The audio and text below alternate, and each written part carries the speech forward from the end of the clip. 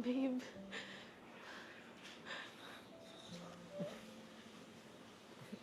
Bakit? May problema ba? Ba't ka umiyak? May nagawa ba ako? babe. Babe, hindi pa ako handa, babe. Hindi pwede to. Ang bata ko pa, babe. Ano yung ibig mo sabihin? Babe, buntis ako. Ano? Buntis ako, babe.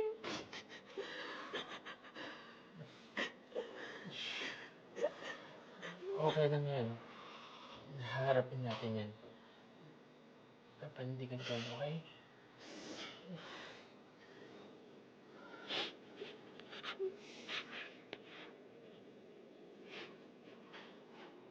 Mm, babe. Babe, salamat ah. Para saan? Dahil pinanagutan mo ako. Pati na rin si baby.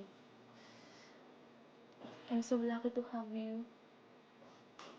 Alam mo, sumaswerte ako sa'yo, Eliza. Dahil naglaban mo ako sa harapan ng mga magulang mo. Mahal na mahal kita. Tsaka yung magiging baby natin. Sobrang mahal ka rin namin ni baby. Di na ako makapaghintay na lumabas siya eh. I can't wait to have a family with you. Me too. I promise, magtatrabaho ko na mabuti para sa inyong dalawa.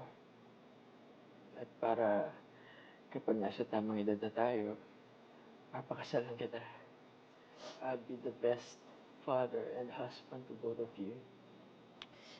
I love you. Huwag mo kaming iiwan ha. Oo naman. I love you too. More than anything.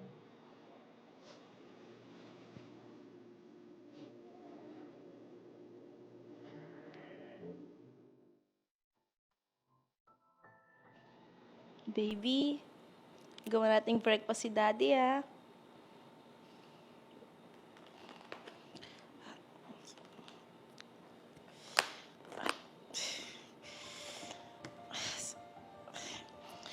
Babe! Babe! Babe! Hindi, bakit? Anong nangyari? Babe! Babe, sobrang sakit ng tiyan ko, babe. Babe, dalhin mo na ako sa ospital. Sandali. Tara!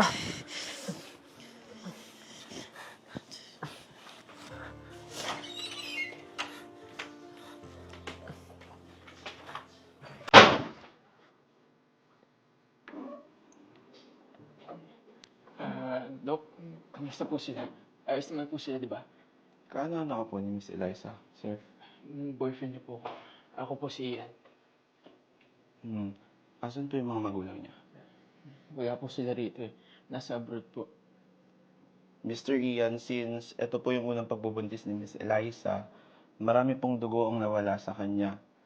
Kaya critical po ang kondisyon ng mag-ina. Kaya po, mahirap mang sabihin, pero isa lang po kaya naming iligtas sa kanila.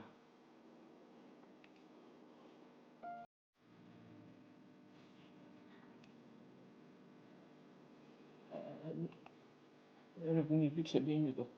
It's either si mommy or si baby po ang kaya naming iligtas.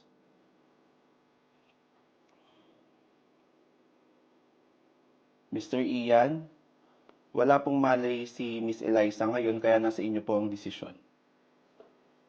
Kung sino po ang pipiliin niyo sa kanila.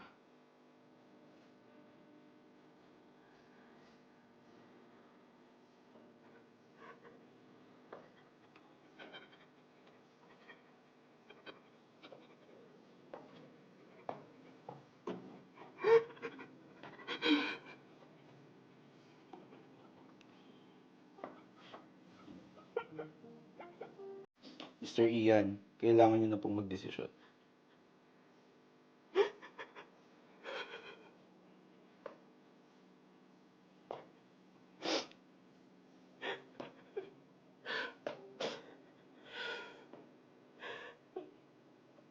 Dok, iligtas niyo po si... Maraming salamat po sa ice cream, Dada. You're welcome, baby. May iba ka pa bang gusto? Wala na po. Bakit ganyan po kayo makatingin? Wala lang. Kit-kit mo lang kasi. Alam mo, mukhang kamukha mo yung mami mo. Miss mo siya. Talaga po? Chloe, anak, we're going home. Ay, sorry po. Tawag na po ako ni Mami. Thank you po. Anak, di ba, I told you not to talk to stranger. Ba't di ka nakikinig kay Mami? Sorry, Mami. He looks nice naman po eh. Kahit na, what if? Mahal, huwag mo nang pagalitan yung anak natin. Naku, kayo talagang mag-ama?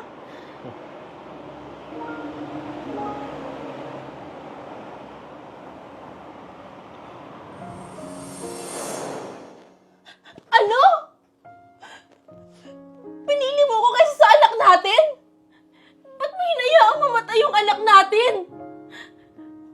Wala akong choice, Eliza. Mahirap yung desisyon ko pero kailangan kong pumili. Mahal kita. Ayokong mawala ka sa akin. So okay lang na yung anak natin yung nawala, ganon? Nag-iisip ka ba iyan? Hinayaan mo mamatay yung anak natin! Hindi! Dalawang buhay nita ka sa lalay. Kailangan ko na pumili ng isa para maligtas. Ikaw yung pinili ko kasi mahal kita eh. Hindi! Hindi!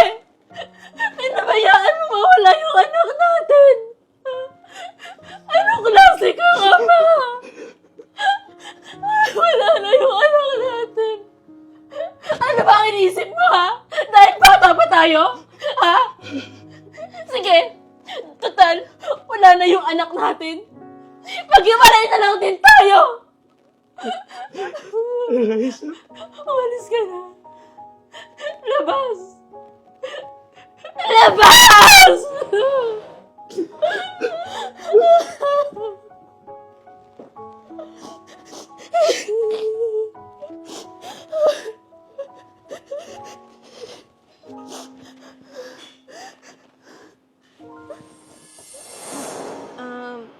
Ikaw pala nagbigay ng ice cream sa baby ko.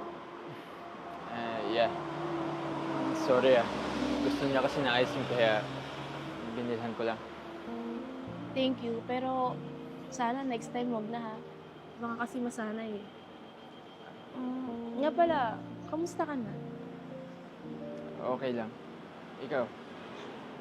Ito, masaya na. May complete family. Ikaw ba? May pamilya ka na ba ngayon? Ako? Wala pa rin eh. Pero masaya naman ako eh. Masaya ako na nakikita ka masaya. At saka, okay na din naman ako. Mami, let's go now. Yes baby.